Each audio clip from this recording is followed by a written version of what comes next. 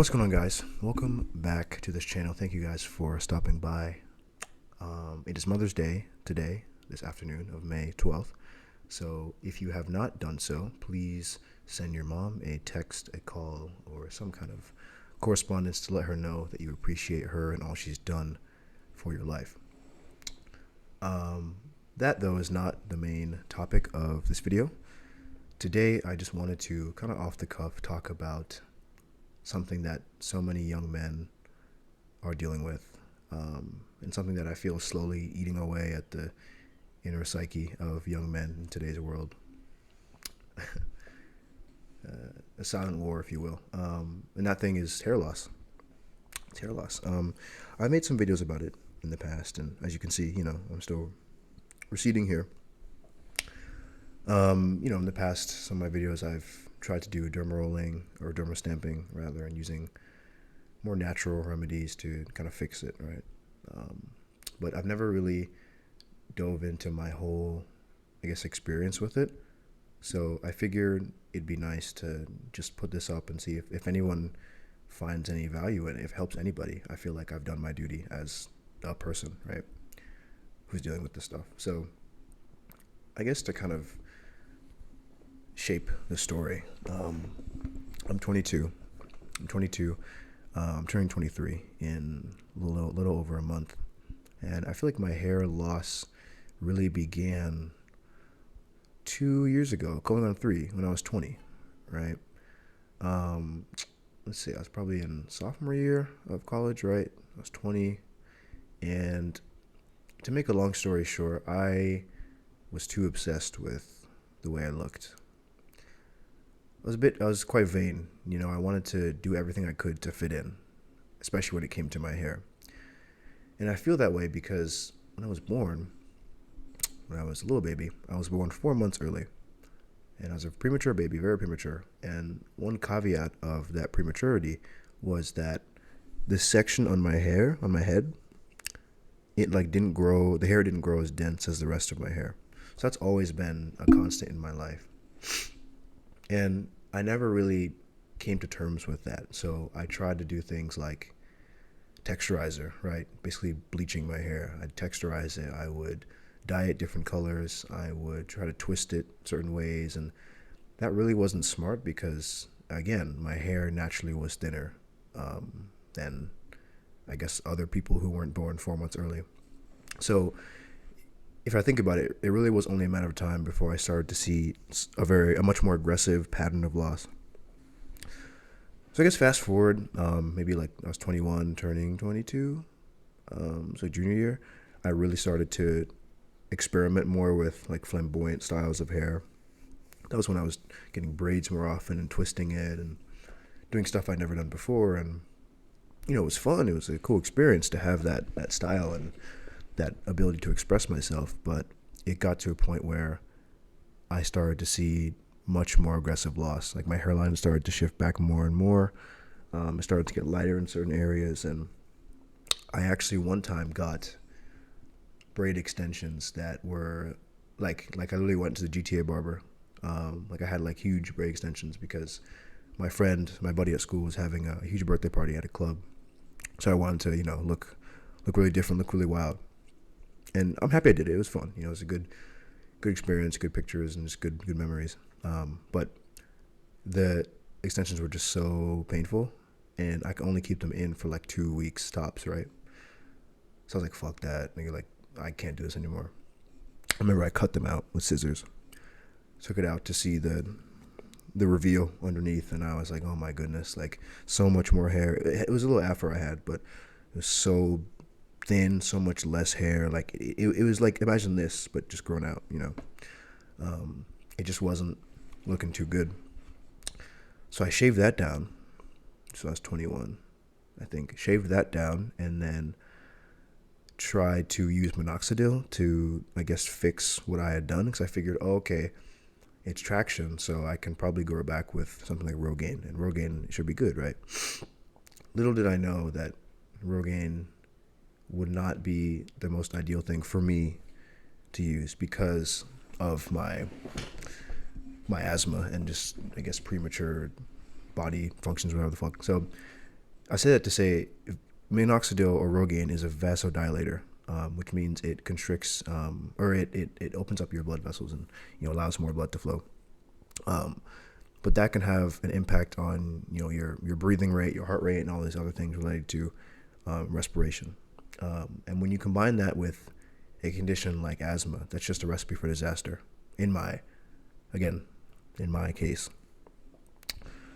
So I would always try to get on Rogaine or minoxidil, and I'd always deal with some level of like issues breathing, shortness of breath, even headaches in some cases. I just felt like crap. So I would try on and off, but it never stuck. Only thing that stuck were the shedding aspects of minoxidil. So this started to shed even more. And it got to a point where I was like, well, I can't take Rogaine because it'll mess up my breathing. I don't want to mess with a DHT blocker like finasteride or dutasteride because I don't want to even deal with the chance of having a side effect relating to like your downstairs area. If I don't want to take either of those, then a hair transplant at this age would kind of be stupid, because if you get a hair transplant too young and don't take any medical therapy, there's a chance that your native hair, the stuff you didn't transplant, could just continue to fall off, and it'd be like you wasted that money. Those three things. And at that point, the economics major in me, right, did a cost-benefit analysis. I'm like, it would be to my benefit in terms of cost, right, to just shave it and just accept it.